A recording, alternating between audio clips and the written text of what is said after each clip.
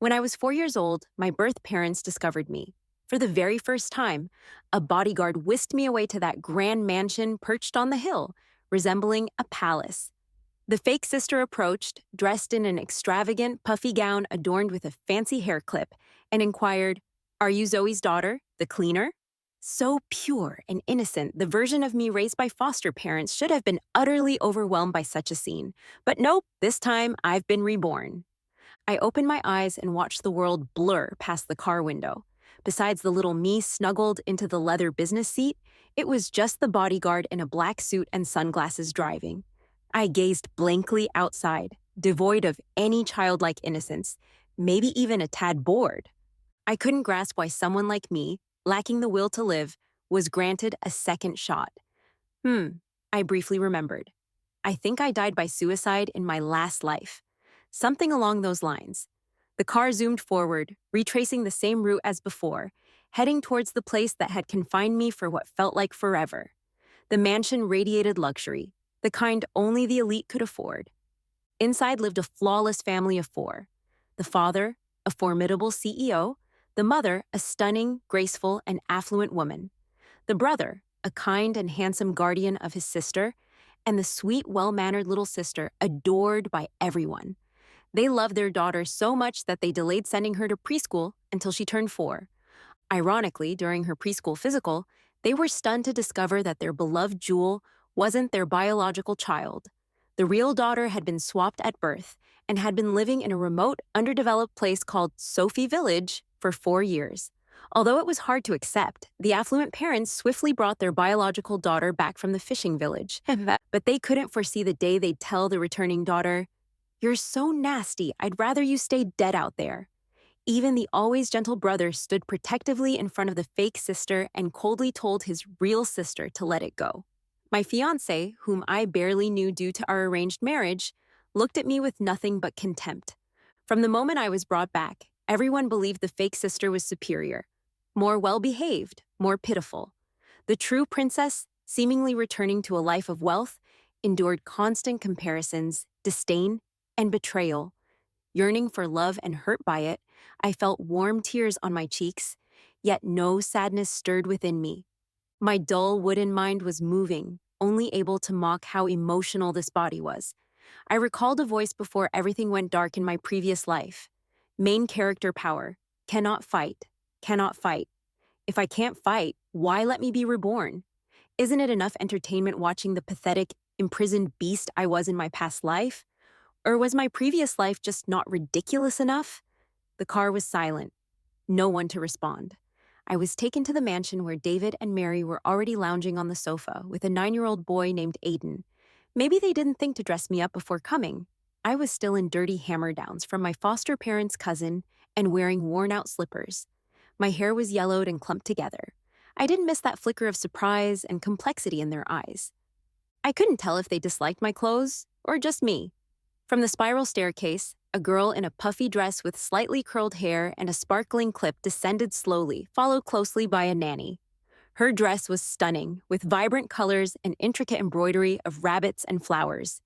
Instantly, all eyes were on her. I have to admit, in my last life, even secretly, I envied Emma. Even while clinging to the absurd facade of being the true princess, I envied her. Her parents loved her so much they swapped me out so she could have a good life. My parents loved her too. Not many knew she was fake before I died. My brother also adored her, always siding with her. Everything that was mine adored her. I was the only one who despised her. My name is Sophie, but before my birth parents found me, I was called Jo, living in Sophie Village. My lifelong rival is Emma, a name concocted by David and Mary with their own hopes and expectations.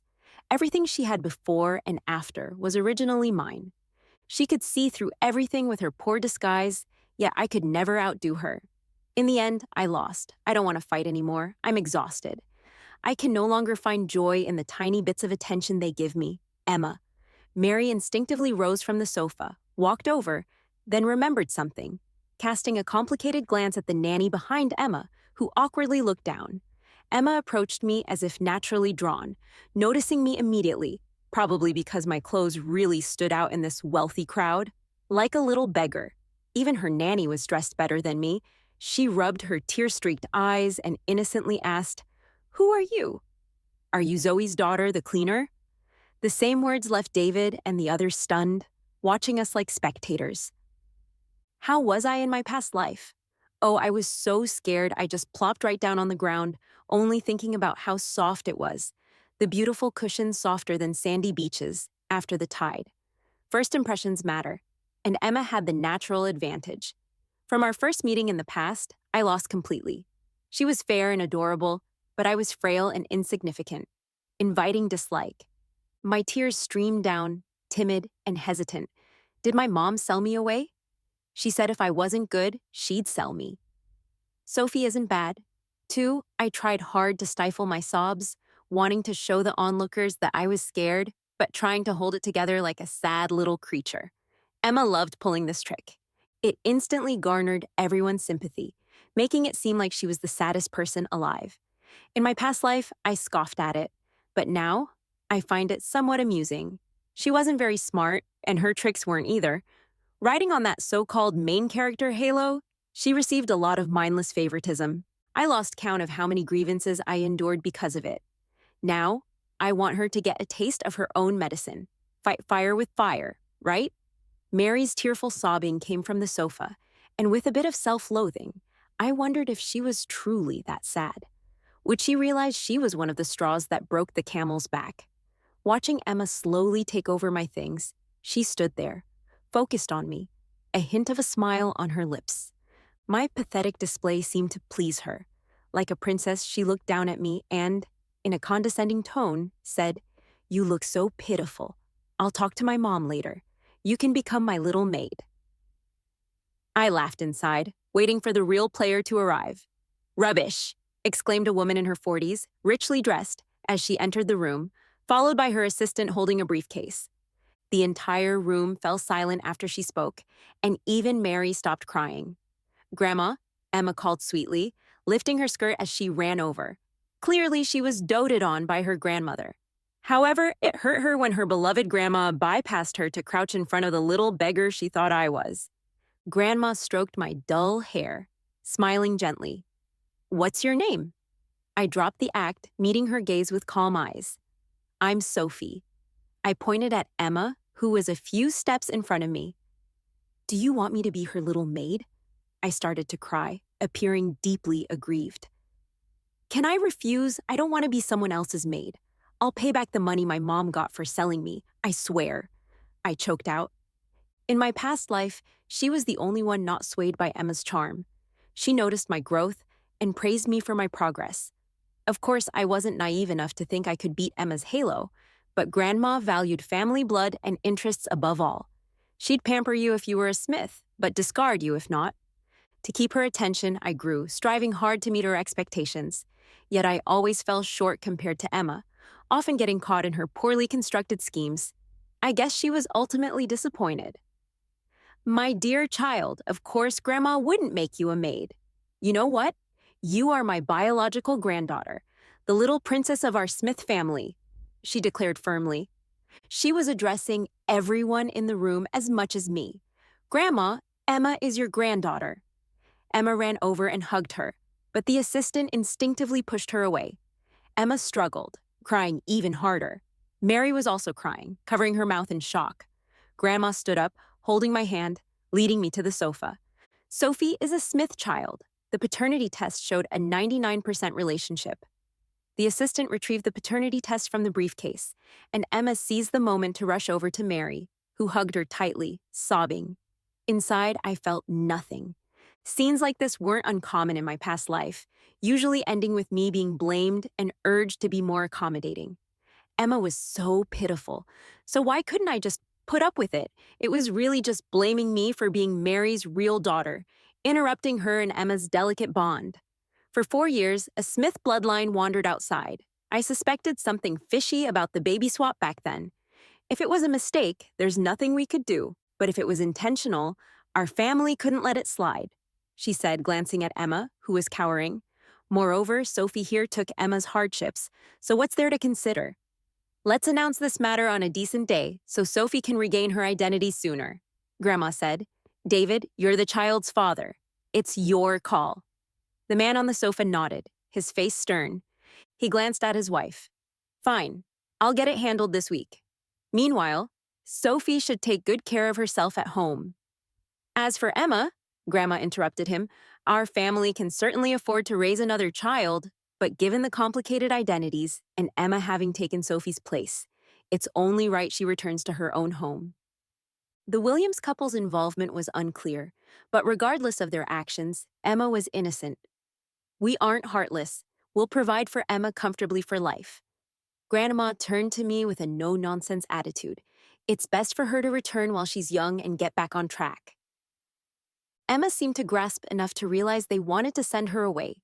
She cried, begging her mom and dad not to leave her, promising she'd behave.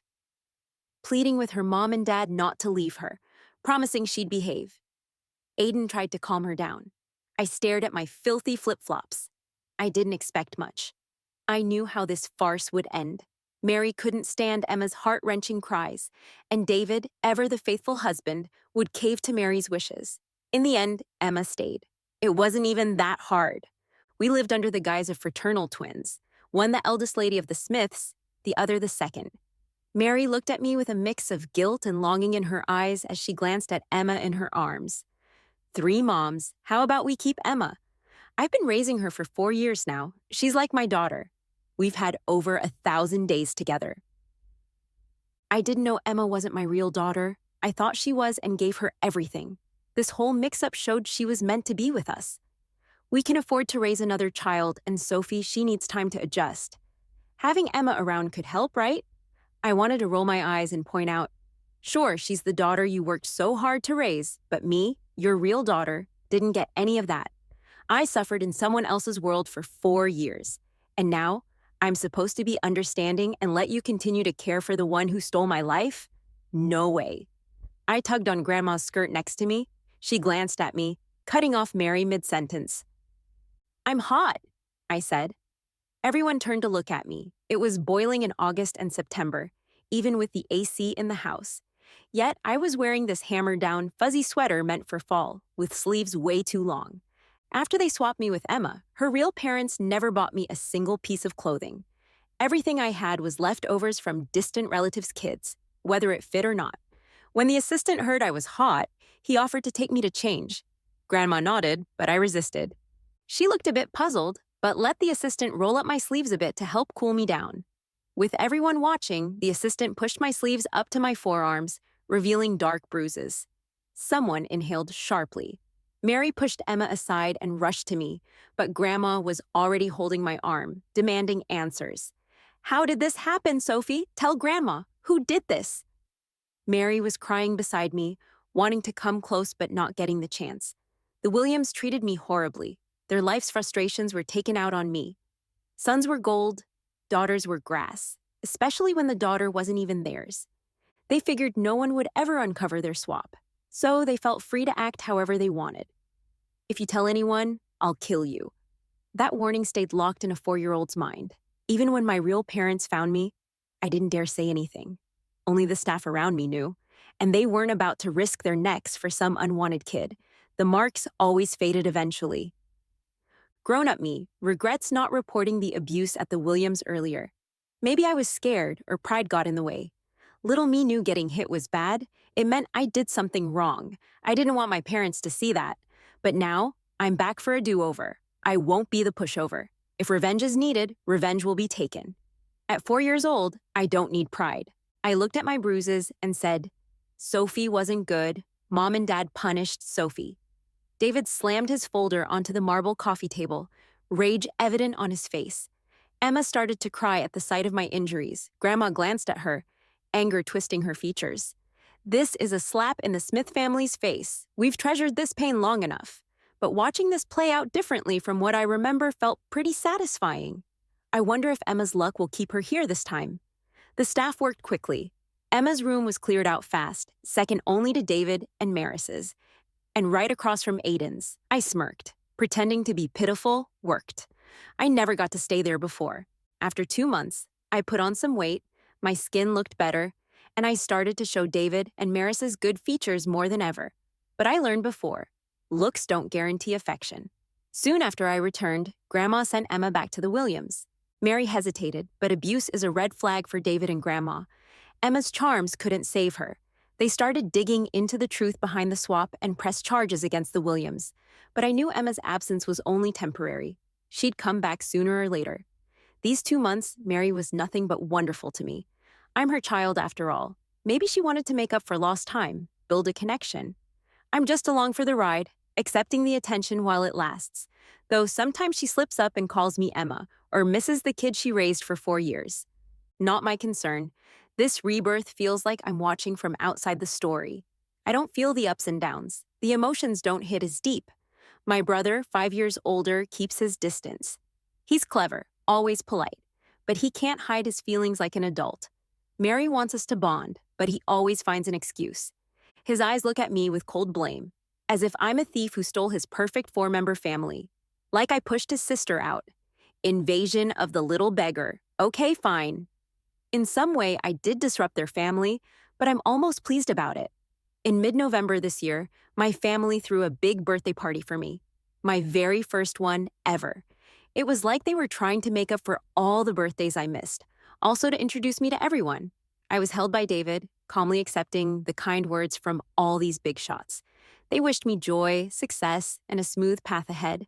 They all complimented me, saying how my features took the best traits from my parents. For those few hours, I really felt like a princess being treasured in someone's hands. But being a princess has a time limit. I'm like Cinderella, ready to lose that glow when time's up. David needed to stay and mingle at the party, but Mary wanted to take Aiden and me home. Her eagerness sparked some ideas. By the time we reached the villa, it was 10:30. At the entrance, Mary let go of my hand and quickly walked to the living room. Aiden, unusually, seemed less composed than usual. Emma was sitting on the couch in a white dress, looking much more mature. She lay in Maris's arms, crying softly about missing her mom, dad, and brother. "Emma, welcome home," I heard my brother, who never liked me, say happily. I quietly slipped back to my room from the foyer. Good kids go to bed early. The next morning, Emma was already sitting obediently at the table.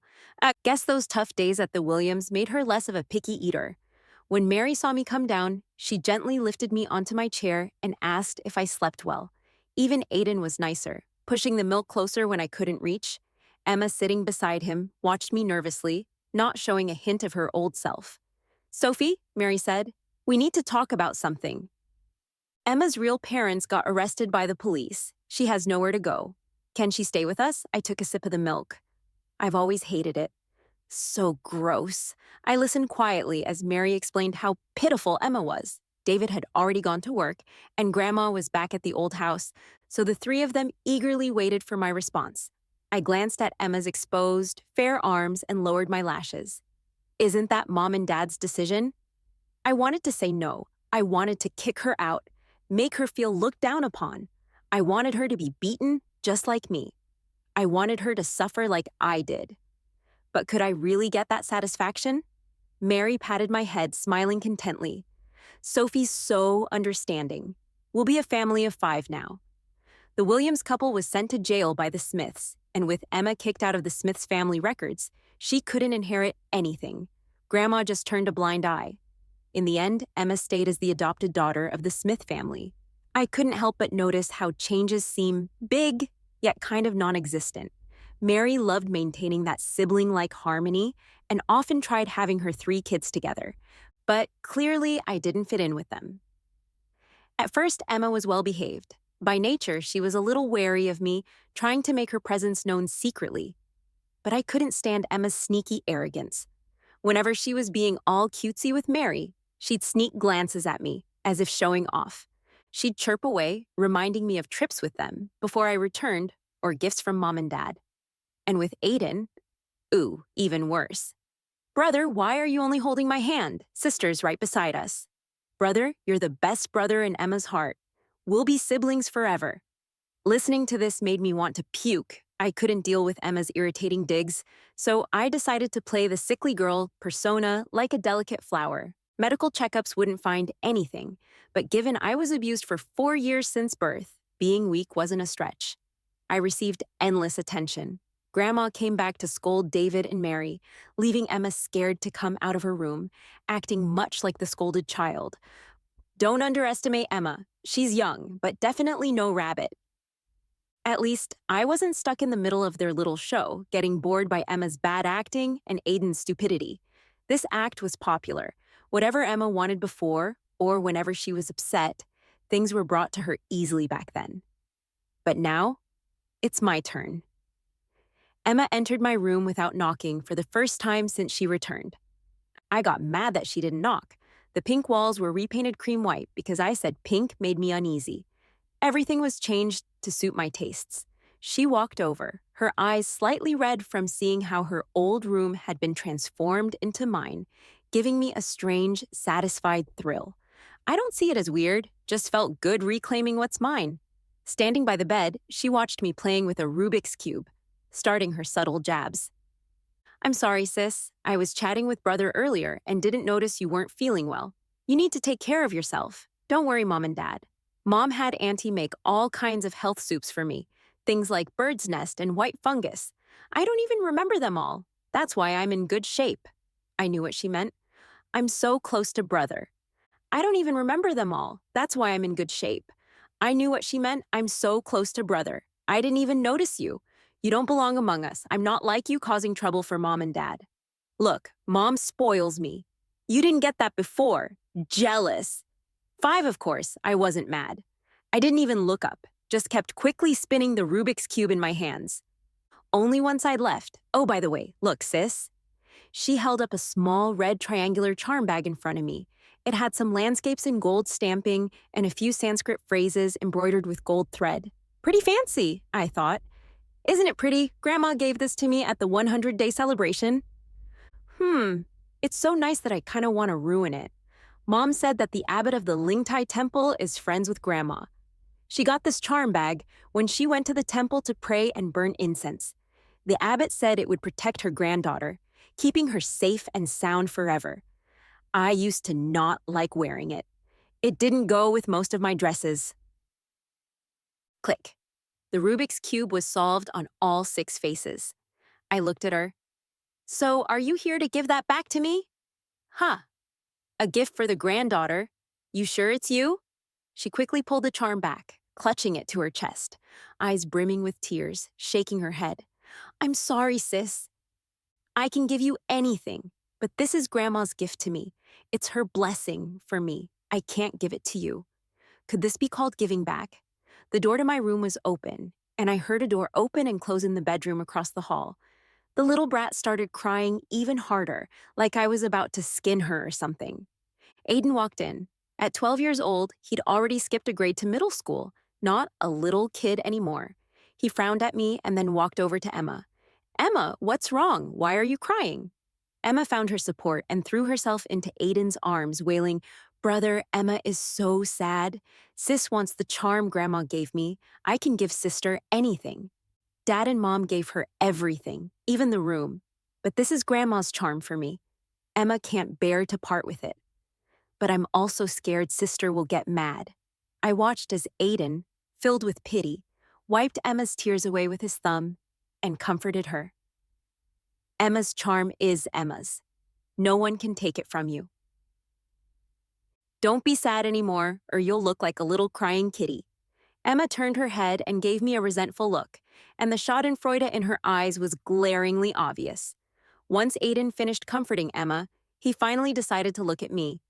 Sophie, you already have so much. There are plenty of charms out there, even prettier ones. If you want one, Big Brother can buy it for you tomorrow. Just don't fight with Emma. Then he took the still sniffling Emma out, closing the door behind them. I sat on the bed, staring at the wall for a good while, puzzled. Shouldn't his intelligence be higher than this if he skipped a grade? What's Emma's is Emma's. If I say it's mine, it's mine. Even if I don't want it, it's still mine. As long as it's within my tolerance range, I could ignore these little tricks with one eye open and one eye closed. If I argued with Emma all the time, what difference would that make from the old me? She's just an elementary school kid. I don't need to exhaust myself over her. It doesn't make sense to inflict 1,000 wounds while harming 800 of myself. But I must congratulate her. She's really on the edge of my patience this time.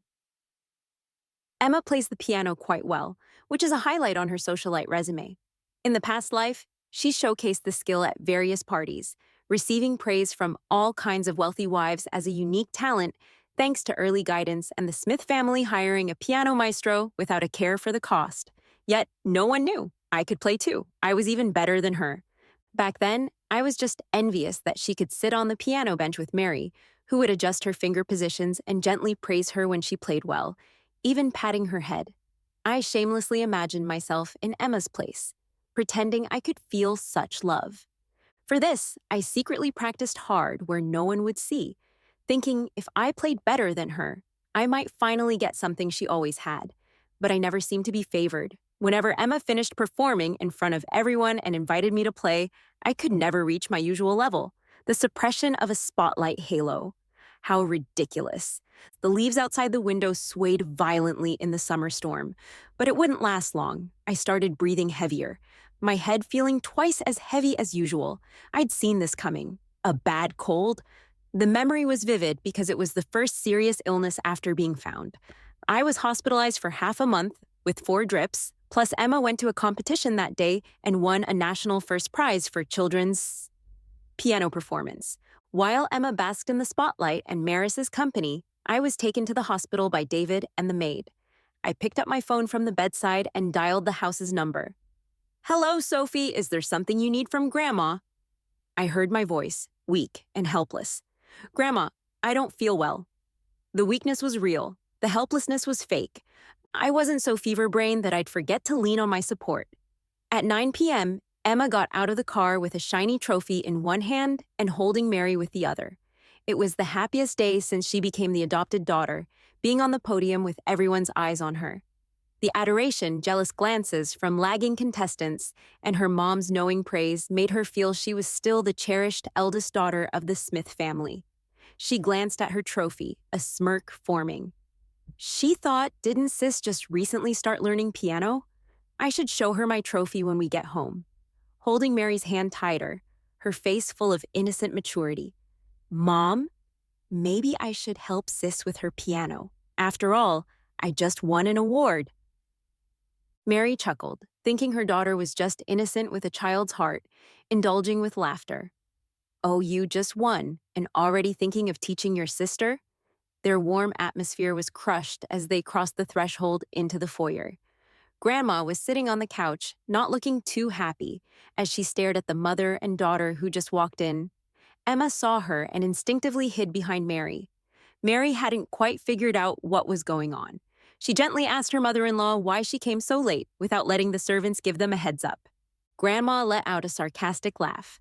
"Mary, I always thought you were a sensible person. David's been busy with work these past years, and you've kept the house in great order. I understand you might have gotten attached to that imposter girl you've been raising and want to keep her around. But when your real daughter is home alone with a high fever, dialing her grandma for help while you're off attending a piano competition with the imposter, aren't you letting your biological daughter down a bit too much as a mother?" I lay properly on the bed with an IV in my right hand. The family doctor had just given me a fever-reducing shot, so I was feeling much better, but I'd rather keep my eyes shut and pretend to be asleep. After calling Grandma, she showed up pretty quickly and even interrupted David's video conference in the study. Right now, David was in my room listening to the doctor's advice. Honestly, I didn't have much to blame on David. Like Grandma, he valued blood ties and believed emotions could be nurtured over time. Last time around, even with Emma's protagonist aura, he tried to stay rational. He was a man devoted to his wife, and being so caught up with work, he didn't doubt Mary's judgment. When Emma set me up, nor did he intervene. He was a good businessman and a good husband, just not a dutiful father. I heard the sound of urgent footsteps at the door. Mary rushed into my room, eyes on my fever-flushed face, crying as she sat on the edge of my bed, leaning over me to feel the temperature of my skin softly with her hand. "Sophie, why didn't you tell Mommy you were having a fever?" Her slightly scolding tone carried warmth. My heart felt a bit numb, like paralyzed. I couldn't keep pretending to sleep at this point, so I acted like Maris's words woke me up. "Mom," Mary responded, and David walked over, patting his wife's shoulder to comfort her, while also reminding me, "Sophie, if you're ever feeling unwell, you should tell Mommy or Daddy, or at least one of the nannies. I hesitated, my eyelashes quivering a bit. Wouldn't that be bad? Why would Sophie think that? You're mommy's daughter. If you're not feeling well, it's natural for mommy to be worried. I spoke with such an innocent tone, but Mary said my health issues might make mom and dad worried. I don't want mom and dad to worry about me or be a burden to you. David stiffened and felt a pang at my last words. Emma told me not to make you guys worry. Don't blame me for being inconsiderate and not telling you. Blame me for being too considerate. Dad's very busy, working late every day, and mom has to take sister to practice piano and attend competitions. Sophie didn't want to distract mom and dad. I could just tough it out when I feel unwell. I've always had a knack for saying things that pull at people's heartstrings. Mary, under my influence, was now crying in David's arms. I knew that kid Emma wasn't as innocent as she seemed, stirring up trouble in front of Sophie at such a young age. Is she reluctant to give up the Smith family daughter title and holds a grudge against Sophie for taking her place after returning? Grandma entered the room. I've always trusted her ability to see through things. After all, having been immersed in high society since birth, all sorts of tricks seemed trivial before her, let alone Emma's, which were even less than trivial. So, generally, I wouldn't play smart in front of her. What's real is real. If Emma's parents hit me, I'd just show the bruises. If she told me being sick would worry David and Mary, then I'd genuinely not bother them. I'm just a little simple-minded. Sophie, listen to Grandma. You're the Smith family's little princess. Everything about you is most important. Don't believe what some people say in front of you, and also, Grandma will teach you to have your own discernment. She came over to tidy my covers, showing a bit of disappointment on her face but a touch of tenderness in her eyes. I nodded in agreement. Of course, I'm the most important thing. Nothing is more important than myself. In the end, I reached out from under the covers, pulling her hand. Grandma, when Sophie was just asleep, I had a very scary dream. The attention of everyone in the room was drawn to my words. I dreamed that when I was very little, Grandma gave me this very pretty red talisman. But when I was little, I hadn't even seen Grandma, right? Then I dreamed that I was walking alone in a temple. Mom and Dad vanished, and an old man in a gray robe with a jade hairpin stopped me. I was scared. He asked me where the red talisman was, and I got anxious. Sophie remembered Grandma giving it to me as a child, but I couldn't find it anywhere. When he saw I couldn't find it, he got mad and gently pushed me, and I fell from the 10th floor. There I was, on the ground, seeing so many people surrounding me, and they were all laughing. I seemed as if spooked by the nightmare, tears sliding down from the corners of my eyes, disappearing into my hair. Even now, I can remember that pain. Mary quickly comforted me, using tissues to dry my tears. Grandma, thoughtful, also comforted. Grandma did prepare a gift for Sophie. It was meant for your 100th day, but Sophie was taken by bad people. When you came back, Grandma forgot. Tomorrow, Grandma will bring it over for you. Mary beside her instinctively responded, Mom, this? She glanced up at Mary from the corners of her eyes, but said nothing, silencing Mary naturally. I nodded obediently, pretending not to know anything, as after all, it was mine to begin with. 7. I don't know if it's because of some plan I made, but this time, my bad cold healed way faster than it did last time. Instead of being all alone in a hospital with an incompetent maid, I'm at home with Mary personally taking care of me, maybe to make up for some guilt from that day. Mother's love is truly something amazing. Emma didn't throw a party this time. She didn't even wave a trophy in front of my sickbed to show off like she did before. And I took her good luck charm. I looked at this charm in my hand. I didn't even crave it that much. I just shoved it into some random drawer. But while faking a nap, I caught some spicy gossip between the maid and the nurse about our family mess. The buzz was that Emma bawled her eyes out when the good luck charm was taken back. My grandma sent a maid to retrieve it, and of course, Mary felt bad for Emma. Emma's kind of a brat, and Aiden's just her little lackey. Even though Emma didn't come out on top this time, I'm sure she got some sort of compensation. Living in such a huge mansion is such a pain. I can't witness the gossip firsthand. Back in the day, Emma had a good laugh at my expense. She teased me for being a country bumpkin even after I found out who I really am. And she always found ways to show I wasn't as awesome as her, even though she's the fake one surrounded by all the family love. A family that never fit me, a school that didn't suit me, always trailing behind Emma. My life felt like a circus act just to make her shine. It really got to me. Hey sis, you're up. Let's grab some breakfast. Mom, Dad, and my brother have been waiting forever. Emma's wearing a cute little white dress with an apron, calling me over. Today's our first day of college. It's kind of funny. Over the years, she's been sneaky and got really good at manipulating things. But after losing to me a few times, she's not that clueless heiress anymore. Now she's on this determined and tough path. But how hard did she really try? She missed our college by just a few points. David had to shell out a lot to get her in. Isn't it strange how someone with a protagonist halo could miss out on college? I thought about it a lot. Her halo seemed to lose its magic ages ago. Besides playing the piano, she's not really skilled at much else. Luckily, the halo's not holding me back, but I can't let my guard down. Maybe the protagonist's halo only works when she meets her destined hero. And that hero is Noah from the Walton family, the only son in his third year studying finance. The Smiths and Waltons had a casual engagement deal back in the day. So, logically, I'm his fiancé. But he only has eyes for Emma. When I first heard about this so-called engagement, I was thrilled, thinking he could rescue me. At home, I felt overlooked, watching the family spoil a girl who took over my life. Outside, ostracized, everyone only knew Miss Emma from the Smith family. A girl who hated herself saw a glimmer of hope. Could this amazing man save her from misery? Give care and love, but soon she realizes it's just another burden. I walked over. They were all already seated. At the long table, Mary was sitting close to David on one side, with Aiden and Emma across from them. The table looked huge, but adding another person would be too much. Forget it, I'd take the head seat. At that moment, Emma stood up timidly, biting her lip. Sister, do you want to sit here? Still putting on a show after everything's done. Why offer now? I grabbed a slice of toast with a smirk, casually saying, I thought you signed with some film company. She's such an actress. Of course not, sister. Emma just started college and wants to be a pianist. The entertainment industry is way too tangled. I'm not going down that road. Oh, now she's looking down on other people's jobs. Mary gently chimed in. Good thing you're not going there. Emma, stay put. Your sister's not that petty. You're too thoughtful. Let the maids handle breakfast next time. You're also our daughter, a Miss Smith. Just be happy and enjoy life, okay? Emma suddenly looked like she was about to cry. Emma's scared her sister doesn't like her. Scared Mom and Dad might ditch her.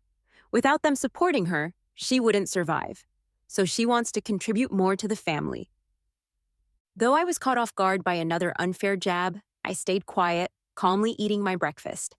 Aiden spread jam evenly on toast, handing it to Emma beside him, soothing her softly. Mom and Dad wouldn't do that. The maid near Emma agreed. Yeah, Miss Emma, the eldest has only been Mr. and Mrs. Smith's daughter for 14 years, while you've been theirs for 18. The table went quiet for a moment. I glanced up to see which maid it was. Over the years, we've had so many maids. I'd never seen one so clueless. The maid realized her mistake, standing nervously by Emma, who was petite and pale, just like her. Looking closer, I recognized her, one of Emma's loyal sidekicks. Maybe Emma's current lack of success meant she didn't climb the ranks either, ending up a little maid in the Smith's kitchen. In the past, when Emma was the adored fake princess, Lily the maid had more presence than I did. Lily was brainwashed into thinking this highly favored fake would be bullied by little old me and would always step in to defend her, often targeting me. New groceries had to be taste tested by Miss Emma first. Emma would leave Mary's specially designed outfits in shared spaces, pretending they were mine. Then Lily would scold me for touching Emma's clothes. She'd stop me from going to the piano room, claiming Miss Emma was practicing inside. Don't disturb her, she'd say. Ain't now that I think about it. I was really pissed.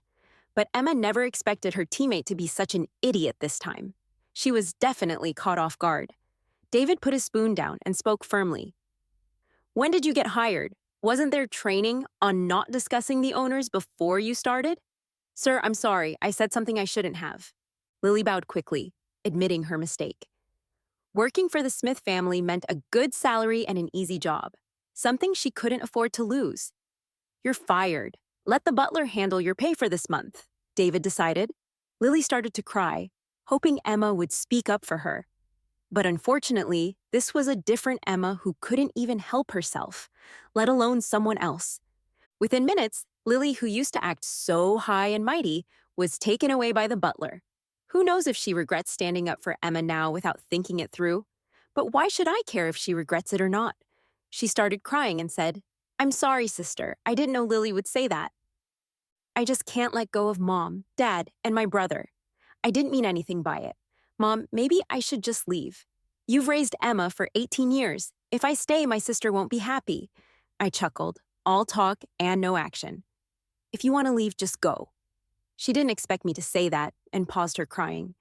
I didn't know my sister had such a big problem with me. I just really can't leave Mom and Dad. Mary patted my hand. "Enough. Both of you are my daughters. Nobody's leaving." I felt nothing inside. Without Emma's influence holding me back, I've shown my strengths. I'm elegant and pretty, admired by many. I've won awards and have a lot of skills. In the social circle, I'm known as the beloved daughter, the granddaughter, and the daughter Mary boasts about at events. At home, I'm not ignored. I keep a low profile at school, but people still like me. Emma is just an adopted daughter now, nowhere near as cocky as before, only pretending in front of others. What I longed for in the past life was achieved easily in this life, but I'm not as happy as I thought I would be. A single piece of candy could bring 10 times the happiness before, even though I didn't have it then. Now, even with 100 pieces, there's no joy. I couldn't feel love before, and I don't want to feel it now. Breakfast was awkward for everyone. After eating, I got ready to head to school. Before leaving, David handed me a black card. "Sophie, now that you're headed to college, here's an unlimited black card. Your company dividends will be deposited here too. Buy whatever you like." I accepted it naturally. The card did lift my mood a bit. Emma came over. "Sister, I really envy you. Dad really loves you." She looked down, twisting her dress. "Of course Dad loves his daughter." David sometimes gave Emma money, following his wife's wishes, but never any shares. I noticed Emma glaring at the black card, clearly envious. Mary suggested, "David, maybe give Emma a few $100,000. Young people have a lot of expenses these days." David pulled out a regular bank card from his briefcase. "Thank you, Dad, but Emma shouldn't accept it." Tired of her fake emotions, I got in the car first. Shortly after, Emma joined with 2 bank cards in her hand, visibly embarrassed. "Sister, sorry I'm late. It's my brother's fault. He insisted on giving me a card." I glanced over and coldly teased, "No worries, sis. Didn't you say you wanted to leave? Take more and enjoy yourselves." Emma shot back. "Mom says she can't bear for me to leave. The car wasn't spacious and the divider separated us from the driver." The atmosphere got tense. I smirked. "Your parents got out of jail, right?" Seeing Emma's face turn pale, I finally looked away, satisfied. The university is just an hour-and-a-half drive away. Once we got there, I got out of the car immediately, while the staff helped Emma with her luggage. Emma chose to stay at the dorms, going home on weekends. Meanwhile, Grandma bought me a high-end apartment near the campus. Walking under the sycamore trees on campus, I ignored 2 seniors trying to get my contact. I stared at the art building at the end, with a touch of medieval vibes. I looked up to the top floor, the 10th. The sunlight was blinding, squinting my eyes as I drifted back to the past. Emma had asked to meet during junior year. The Walton family wanted me and Noah to fulfill our engagement, strengthening ties with the Smiths. But I knew Noah didn't like me. He liked Emma, my fake sister. The Walton family only cared about the bloodline. Emma was probably there to ask me to step aside from the engagement. On the 10th floor rooftop, holding a newly diagnosed depression report, I looked at the bustling world below. For a moment, I thought about giving in to my vulnerabilities and ending it all, shattering my pain. Emma was late, and as I stood at the edge, I felt a push from behind and fell. Instead of pleading for me to call off the engagement, the pampered Emma of 20 years thought, why not erase me? It would clear the path, truly making her the sole daughter of the Smiths. The psychological diagnosis in my hand would have been the best excuse to absolve her. I snapped out of my thoughts and headed to the freshman registration desk. Not long after the school year started, the school's sports day kicked off as scheduled. Alice, who was sitting next to me, asked if I wanted to participate in any events. I shook my head to say no. You really aren't joining. Sophie, you're so pretty. If you joined, wouldn't you just make our art department proud? You'd totally catch the eye of guys from other departments. Plus, you can earn extra credits. Alice's tone was definitely a bit over the top. I chuckled. Nah, I'm not that athletic. I'd be afraid of embarrassing myself. All right, if you say so. She sighed, clearly disappointed. Sigh. I watched her with interest, knowing she had more to say. If Sophie isn't competing, then how about joining our cheer squad? We're down one person, and I totally didn't save a spot just for you or anything. I felt a bit helpless, but Alice was one of the few people I knew at school, so I couldn't just dismiss her. Awesome, love ya. Alice pouted as she tried to peck me on the cheek, but I playfully shoved her away. By the way, the basketball game between our art department and the finance, medical, and art schools is at 2 p.m. tomorrow. There's no dress code since beating finance and medical is tough. Just remember to dress cute, okay? She whispered in my ear, there are hot guys. When I walked into the gym, the place was already buzzing. There were a lot of people, and according to Alice, they came to see the two heartthrobs from the junior year finance and medical schools. The bleachers were packed. I didn't expect Emma to be here too, though it makes sense since she's from the arts department. So she was sitting in the front row of the bleachers, surrounded by a group of 7 or 8 fawning followers. Since I came from behind, she didn't see me. She was just looking over at the finance section, but Emma was already in contact with Noah. I remember in the past life, she proudly told me, I met Noah during an event in sophomore year. Alice noticed I was staring at Emma's group and leaned into gossip. That's the arts department's cheer squad. They probably think they have no chance, so they're not in any uniform. Hey, you see the one in the pink puffy skirt sitting in the middle? She meant Emma. I nodded. You know who she is. She's the Smith's heiress. You know, the Smith family, one of the most powerful in our city. I heard from a friend that she recently got voted as the department beauty queen. Look at that skirt she's wearing. It's from CS's latest collection, worth 70 or 80 grand. She murmured, almost in a whisper. I suspect she bought those votes to win the beauty queen title. Sophie, not that I'm jealous. My dad's an engineer. He used to work for the Smith family, and I saw the Smith family CEO and his wife at a company party. So I think this heiress is either adopted or there was some genetic miracle. That's honestly a fair point. Emma got her parents' short stature and average looks. It took expensive skincare, cosmetic treatments, and designer clothing to just be considered passably pretty. Being named the department beauty is questionable. Her being the arts department's beauty queen is kind of laughable. I wasn't sure what Alice was thinking, but she suddenly seemed glum. It'd be great if I were an heiress too, having all these people fawn over me. I knew she was envying the attention Emma got. You look at that high mountain, but maybe it has no firewood. Alice nodded. Yeah, I think my family's pretty happy too. TV shows always say that there are lots of issues in rich families. Soon the match between the arts and fine arts departments started. The winner would face finance and medical. Both cheer squads were getting ready, and then something unexpected happened. The space allocated for both cheer squads wasn't huge, so we went up in batches. I was in the third batch, Alice in the first. Because of the gym's layout, the two cheer squads were together, and they somehow got into a fight. It started when an art student accidentally stepped on Emma while cheering. With such a small area, stepping on someone was inevitable, and many people got stepped on. That art student apologized to Emma, but she stepped on who? The Smith heiress. Emma's friends immediately shoved the girl to the ground, demanding she kneel and apologize to earn Emma's forgiveness and to put the art department in its place. Her words were soft and kind. Oh dear, I don't mind being stepped on, though it hurts. But if it happened to someone else, that wouldn't be good. Yet she didn't tell her followers to let the girl go. The fine arts students couldn't stand it either. We're all kids pampered by our families, and no one wants to be humiliated in front of hundreds in a gym. Kneeling now would surely lead to being bullied into dropping out. It was just a step. The area's this small. Everyone gets stepped on. If you're so delicate, why be a cheerleader? Alice went to help the fallen girl, but got pushed down by a follower, landing hard on her backside. The follower taunted, "Who said you could help her?" Do you know who she stepped on? Emma's the Smith's heiress, the Smith family. Know them? If you injured her, could you pay for it? Having you kneel and apologize is already generous. Let it go. I'm fine. Emma Foe reassured from her protective circle. I walked towards the cheerleading space with my water bottle.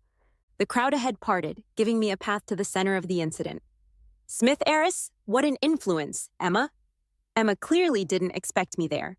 Panic flashed on her face. Sister, what are you doing here? That's right. I never went around boasting. I was a Smith daughter. My freshman year classes weren't heavy, so I usually headed back to my apartment when I had free time. I rarely joined school events. If Alice hadn't invited me, I wouldn't have joined the cheerleading squad, and I wouldn't have realized someone was pretending to be the princess, throwing her weight around. I crouched down and helped Alice up. Her eyes were red, and she urgently whispered to me, Sophie, don't argue with them, or they'll bully you. I signaled her not to worry. Kitty, enough, really, stop it. Emma was genuinely anxious this time, but her sidekick, Kitty, didn't get it and thought Emma was playing hard to get. She folded her arms, looked all smug, and said, Who are you? Since Emma calls you her sister, you must be the Smiths' adopted daughter, right? Does a dog raised by the Smiths dare to bark in front of its owner? Emma did not look too pleased. I turned to Emma. I'm the adopted daughter.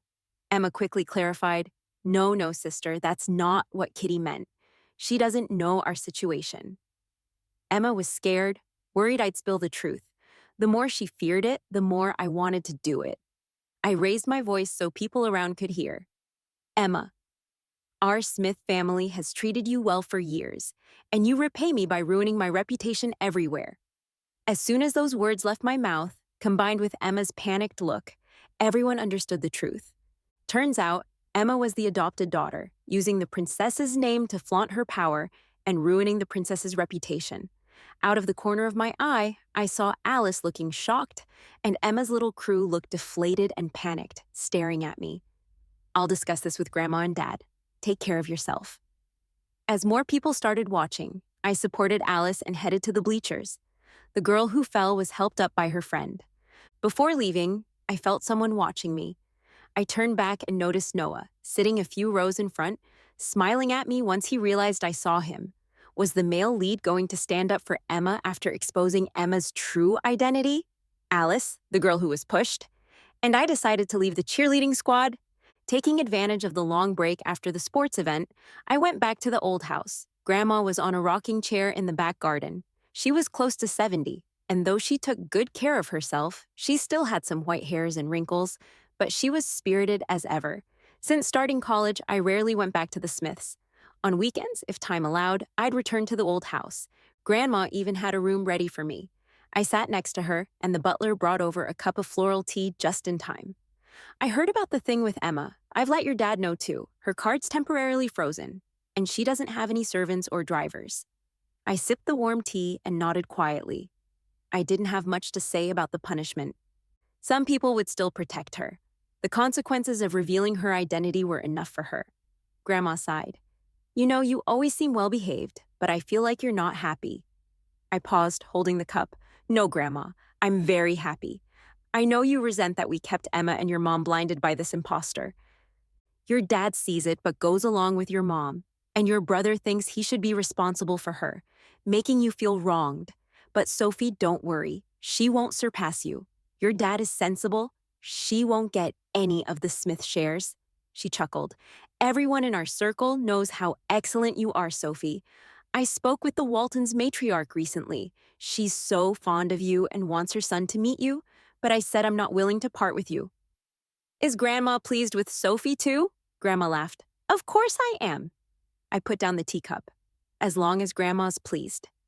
Sophie doesn't care about others' opinions, only Grandma's. And with that, I put a past life's regret to rest. The break flew by. After returning to school, Emma's news seemed to dwindle. I guess she'd lie low for now. Today's classes went on until the 5th and 6th periods. Leaving the building, I spotted an unexpected person. Aiden was parked outside the art school. If he were looking for his sister, he should have been at the arts department for Emma. Being here meant only one thing. He was here to confront me for Emma. I ignored him and walked past, but he blocked my way. Sophie, your brother wants to chat with you. Noticing the stares from others around us, I motioned to find a quiet place. College students love gossip, and I didn't want another rumor by the next day. We ended up on a secluded path behind the library. Hardly anyone came here, and it was close to the exit. After hearing Aiden's pointless chatter, I could head back to my apartment. "What do you want to say? Go ahead," I said flatly. Aiden looked at me with exasperation. "Sophie, don't be like this. I heard about Emma's actions. She's really sorry, apologizing every day at home. She feels really bad. She's just quite pitiful." I laughed bitterly. "Aiden, are you kidding me? Looking at your resume, I wouldn't think your brain was this slow. Emma's pitiful." "Oh yeah, she's so pitiful. Pity her parents swapped me with her to give her a life of luxury. Pity she didn't face 4 years of hell. No beatings, no starvation. Pity she's had everything while I had nothing." Aiden rubbed his nose wearily. "Sophie, Emma's all alone now, like an orphan. Why not let it go? And why is she all alone? Why did her parents end up in jail? Don't you know? You say she's without a home, brother. From the moment I was swapped, I didn't have a home either." Aiden stood there, stunned. The sky was getting darker. I was ready to leave, not interested in arguing with him any longer, when I spotted two scruffy middle-aged folks dragging Emma into this alley. That pair looked shabby, but I'd never forget them. Childhood nightmares came rushing back, and I took a step back involuntarily. Aiden noticed and pulled me to hide behind a row of notice boards. "Don't be scared." I rolled my eyes. "Why would I be scared?" The notice board was close to the alley. We couldn't see them, but we could clearly hear the conversation outside. "I told you not to ask me for money anymore. Wasn't the tens of thousands I gave you last month enough? Why are you back?" Emma's voice was sharp. "Come on, daughter, just give us a bit more. It's tough getting out of prison. No one will hire us. Your dad likes drinking and gambling. Money doesn't last long." "Don't call me daughter. I'm not related to such messy parents. My dad is David, the chairman of the Smith family, and my mom is Mary of the Smith family." A slap rang out, followed by Emma's scream. "How dare you hit me?" A hoarse voice growled. "Why not? You're my daughter, and I'll hit you if I want." "Don't recognize your old folks after pretending to be a phoenix for a few years. If your mom hadn't switched you with their real daughter back then, you wouldn't have had this good life. I'm telling you. Get 50 grand for me this month, or I'll get the media involved. Everyone will know you're a fake. And let's see how you fit in then." Emma seemed scared and quickly backed down. "I really don't have that much money now. I'm not well liked at the Smith home. The old lady favors Sophie over me and already had David cut off my card, so what? I don't care. I want that money in a month." "Then why didn't you just kill Sophie when you switched us? I'm just an adopted daughter with no shares." "How can I give you that much money?" Emma's mind started racing. "If that old lady died, or if Sophie died, I'd be the real Smith heiress. Then you could have all the money you wanted, thank goodness for Aiden. If he hadn't asked me out, I wouldn't have overheard such a thrilling plan to harm me. And thankfully, out of convenience, I chose this hidden spot and brought a recorder. Once that family trio left, Aiden and I stepped out from behind the notice board. "This is your pitiful sister you talked about." He seemed a bit angry and guilty. "Sophie." I didn't let him waste words and turned to leave. He caught up to me. "Let me drive you home. It's not safe out here." I said nothing. My cold look made my rejection clear. I just wanted to keep my distance. He couldn't argue against me, so he followed behind in his car. But what difference did that make? Did he think I'd be touched? Did he think it made up for all the times he left me feeling wronged? Belated affection is worthless, and family warmth follows suit. On my way back, I ran into Noah, surprisingly living in the same apartment building just below me. "Hey, I'm Noah. We met at the basketball game before." "Hello, Mr. Walton." I clutched my bag tight, worried he'd try taking my recorder. "You live in this building too?" I nodded. "Can I call you Sophie?" I replied politely. "It's just a name, Mr. Walton." "Go ahead." The elevator reached his floor quickly. "See you later, Sophie." Back at my apartment, fearing my grandma couldn't handle it, I sent the recording to David. He responded quickly, saying he'd gotten me a week off, wanted me to relax, and had 2 bodyguards nearby, promising to resolve everything in 3 days. Late that night, Mary called. David must have let her hear the recording. I figured the adopted daughter trying to harm her own blood and grandma might cool her motherly feelings for Emma, yet I still didn't pick up. The next morning, my phone showed dozens of missed calls and video chats from Mary and Aiden, practically every 10 minutes or so, like they hadn't slept all night. Meanwhile, I slept like a baby, just like the night they brought Emma back. Soon my phone buzzed with a video call, and I answered. Mary's eyes were red and puffy from crying. Sophie, my dear, I'm sorry. I was blind to bring Emma back. Please don't blame me. I shook my head. I don't blame you, I said. There's no love, so there's no blame, no hope, no disappointment. Blaming is too much of a luxury for us. That afternoon, I found out via the resident group that Aiden bought the apartment across from mine. He sent a message saying he was worried about me living alone and would stay next door to protect me. I didn't care.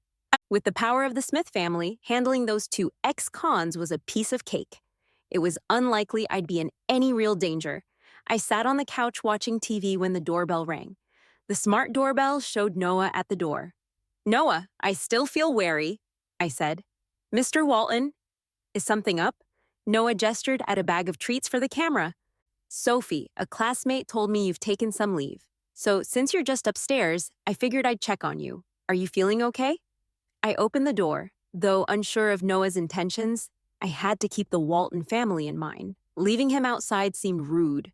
Noah stood at the doorstep, respectfully, handing me the bag of sweets. Before I could say anything, the door across from me swung open. Aiden, in his casual home clothes, quickly stepped in between me and Noah. He didn't look like his usual polished self. He gave Noah a once-over. We all run in the same circles, so it's not strange to bump into each other at gatherings. We know of each other. Noah stayed cool and polite, nodding. Aiden! But Aiden didn't nod back. Instead, he turned to me and, almost pleading, said, Sophie, it's dangerous these days. Why would you open the door to a stranger? From now on, just call your brother if something comes up. Okay, I didn't want to take the desserts from Noah, but with Aiden standing there, I didn't want to waste time going back and forth. So I thanked Noah, stepped back, and closed the door. Then my phone buzzed with a flood of texts from Aiden. Does Sophie like desserts? Want your brother to get you more? What do you want for lunch? I can bring something after work. I think Noah is interested in you. Sure, he's capable, but Sophie, you don't need to worry about the engagement with him. It doesn't count. A week later, I went back to school. Aiden wanted to drive me there. His constant attempts to please me were getting on my nerves. It's like he thought he could patch things up just like that. No way. Can you just stop bothering me? What's the point of all this? You know, in my mind, you'll always just be Emma's brother. You blame me when she lost her home, expected me to give way to her, told me her things were hers alone, tutored her, spoke on her behalf. You've always been the perfect brother to Emma. All your care went to her. I stopped seeing you as my brother a long time ago. So, Aiden, why bother? I left without caring how pale his face turned. At school, Emma had dropped out and disappeared. Back at home, I heard Emma's biological dad was in jail again, probably for life. Their plans got cut short before they could really do anything. And though we had recordings, it wasn't enough for legal action. But the guy gambled. The Smith family saw to it that his debts exploded. Every day he pressured Emma for money. But where would she get any? Mary was so done with her, kicked her out, and aired her dirty laundry for everyone to see. Emma begged on her knees, crying her eyes and nose out, asking Mary for another chance. When Mary ignored her, she lost it and said things so vile they left Mary bedridden for weeks. With no income and her dad threatening to sell her off, Emma pawned off her luxury clothes and bags, got a few million, but her dad snatched most of it.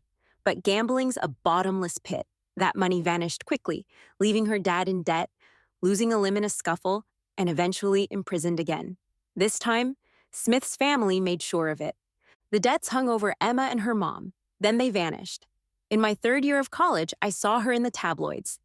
Shocking. Low-tier starlet takes her bed to set. The comments roasted her. I wasn't surprised she ended up in a job she once looked down on.